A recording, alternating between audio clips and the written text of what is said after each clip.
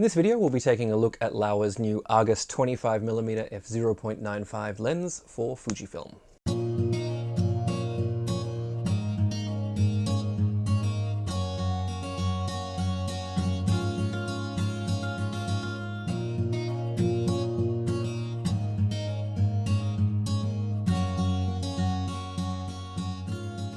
Hi everyone, and welcome back to another video. This time around we'll be checking out the new Argus 25mm f0.95 from Laowa and just seeing how it performs. Now, the previous lens that I had a chance to look at in this series was actually the Argus 33mm f0.95, and I absolutely fell in love with that lens and ended up purchasing one for myself. So it was not only technically quite a good lens, but it offered some really interesting characteristics that none of my other lenses could offer. And so if you'd like to see a little bit more about that lens in detail, I'll put a link to that review in the description below. But in today's video, I'm going to approach the 25mm f0.95 in pretty much the same way that I did with that lens, by starting off by looking at its technical characteristics and then, seeing if we can find any interesting quote-unquote flaws to work with, and deciding whether I'll basically add this to my kit in the end as well. So I'll also include a slideshow of images shot with this lens at the end of the video so that you can judge for yourself whether this might be something that you want to add to your kit.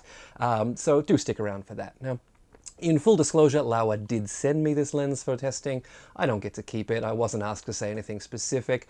But one thing that I would ask though is that if you do think this lens is for you and this is something that you want to add to your kit, please do use the link below for your purchase, as it does give a small kickback to me at no cost. So onto this lens. So first things first, for those who like to convert between formats, this lens gives a similar field of view and depth of field to a 37mm f1.4 on a full frame system, and that makes it just a little bit wider than the previous Argus lens for APS-C, which works out to almost exactly be a 50mm equivalent. Now, we'll discuss that difference and what it means later in the review, but before any of that though, let's just take a look at this lens and what it offers sort of in a vacuum.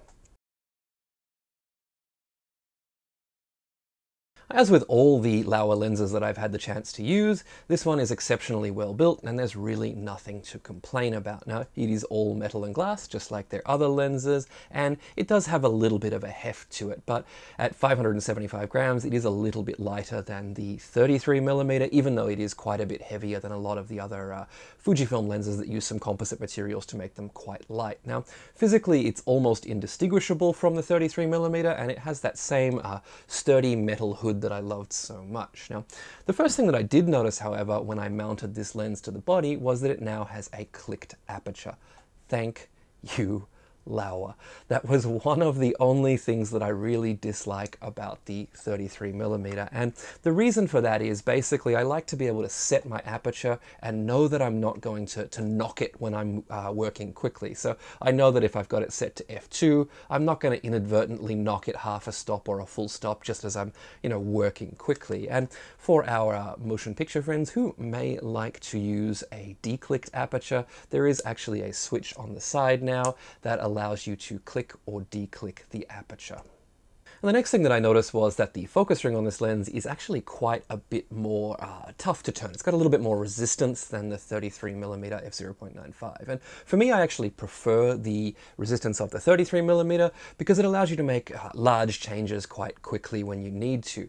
This sort of just fights you a little bit when you really want to turn it, and that's just a personal preference for the way that I like to focus. Now, perhaps owing to the fact that this also has a bit of a wider field of view, and you don't need to be quite as precise with your focus changes, it actually has a much shorter focus throw as well. So again, something that might be a personal preference for some people. As regular viewers to this channel will know, I'm always looking for something a little bit interesting from a Laowa lens, some sort of special rendering that makes it stand out. But before we get into all of that, let's take a look at some of the technical image qualities of this lens. Now, when Laowa sent this over, they mentioned two traits, and one was that it was lighter than the 33mm f0.5, and the other was that it was sharper. Now, in the sharpness department, the 33mm was no slouch. It was really good wide open, and especially good when you stopped it down to about f1.1. Now, the 25mm is significantly sharper again wide open, and absolutely phenomenal by f1.2. Now, I honestly don't think anyone really needs any more detail when working wide open especially than this lens produces. So the corners of the frame do lag a little bit behind and don't really sharpen up till f2.8, but with a lens like this, you're most likely going to be shooting wide open and surrounding a subject that's sort of near the center of the frame with that gorgeous bokeh anyway, and then you don't really want any detail all the way across the frame. We don't really need it, so you'll not really be worried about the fact that it's not too sharp in the corners. And if you're going to be trying to shoot something like a flat lay and be wanting detail all the way across the frame, you're likely going to be at f5.6 or f8 anyway, and at that point the bokeh doesn't matter, so you can just stop down as far as you need to get all the sharpness across the frame. As we expect from a medium wide-angle lens with an extremely wide aperture like this, there's quite a bit of vignetting to be seen. Now, wide open, it's around 2 or 2 1/3 stops in the extreme corners, and it gets uniformly brighter towards the center. So it's, it's easy enough to remove. And by f2, the vignette is much less prominent, and by f8, the lens reaches its most even illumination across the frame, and it's very, very easy to remove any traces of the vignette at that point. Now, as with the 33mm lens, I actually find myself not really correcting for the vignette in post, as it does a great job of sort of, drawing your eye to the center of the frame, where, a lot of subjects are going to end up with a lens like this.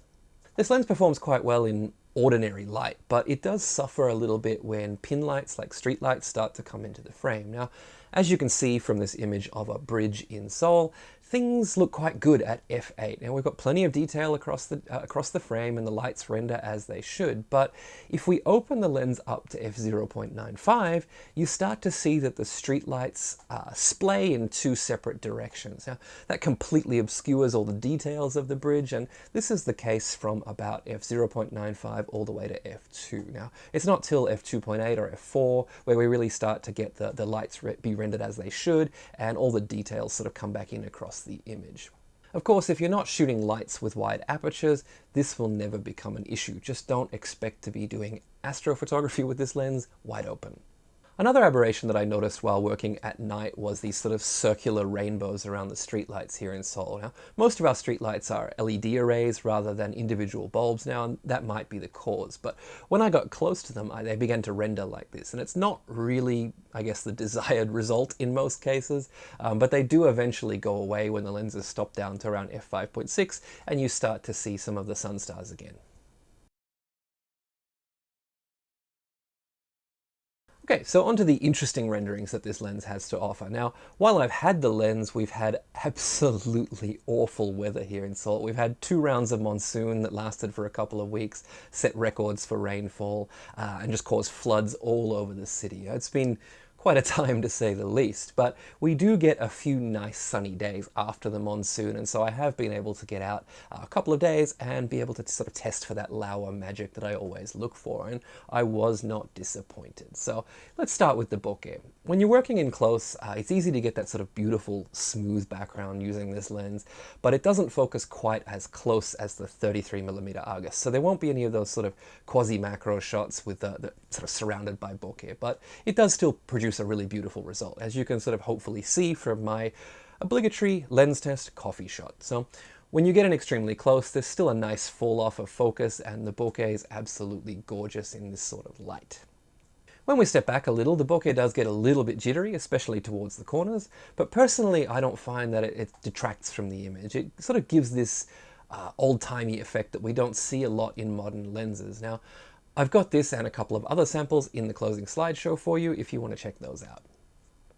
At night, I did find a few interesting effects in the bokeh though. There was quite a bit of sort of colored fringing around the bokeh balls, and I found that bright lights like car headlights ended up rendering almost like a starburst at times. And also, as we saw in the coma section, lights do tend to take on a very different shape depending on where they are in the frame. As I mentioned, one positive of the monsoon here in Seoul is that it rinses all of the pollution out of the air, and we actually get a few nice clear days with strong sunshine, blue skies, white puffy clouds, the sort of stuff we don't normally get here, and it doesn't last long. So I immediately headed out hunting flare and sort of interesting pretty light. Now, at first I was struggling to find what I was looking for and thought that maybe the increased sharpness in this lens had also come with sort of better corrections for the flare that I love so much. But then it happened, and I saw the viewfinder turn this sort of shade of orange, and the circular flare began to appear. As I swayed back and forth to get the sun peeking between the leaves, I noticed that it wasn't happening quite as readily as the 33mm, which basically begins to flare in anticipation that there's soon going to be a light nearby. But there were all sorts of sort of ghosts appearing which didn't appear in the 33mm, and it was absolute mayhem in the viewfinder. So I made far too many images of these leaves while I had the sun in my frame, so hang around to the end of the video for a couple more of those in the slideshow. Okay, so another super fun lens from Laowa in the Argus 25mm f0.95. Now, if you're looking for a slightly wider field of view than the 33mm, but still want that super fast aperture that'll allow you to not only separate subjects, but have some sort of interesting rendering to it. And I really feel like that is where the value in these Argus lenses lies, is that interesting rendering. It's definitely a good option for that. Now, as we saw throughout the discussion, it is definitely a sharp lens. It offers a clean image when necessary, but also some sort of interesting flare and ghosting when the light does get extremely harsh. Now, one thing that I wasn't very impressed with was its performance with pin lights at night. Now, coma and astigmatism, I assume that's what this stuff is called, limit its uses in situations where you might want to work with, a wider aperture at night. So in terms of focal length, I do think that this lens is different enough from the 33mm to warrant its existence, but that it is so similar that a lot of people will be opting for one or the other rather than owning both. And so when it comes to choosing between these lenses, I would say that for me personally, I prefer a tighter field of view, and so the 33mm is definitely the choice for me. I also like to get in really close and make use of that sort of extreme bokeh that you can get. But with the 25mm, I do sort of envy the wide open sharpness along with the ability to switch between clicked and declicked apertures. And I believe those are probably the three points that are going to basically be the decision makers with these two lenses. As always, I hope this review has been useful to you and that you've enjoyed the video. If you have, please do give it a thumbs up below and consider subscribing to the channel for more videos like this one. Now, if you do have any questions about either this lens or the 33mm, please leave them in the comments below and I'll do my best to help out. So thanks again for watching, and we'll see you in the next one.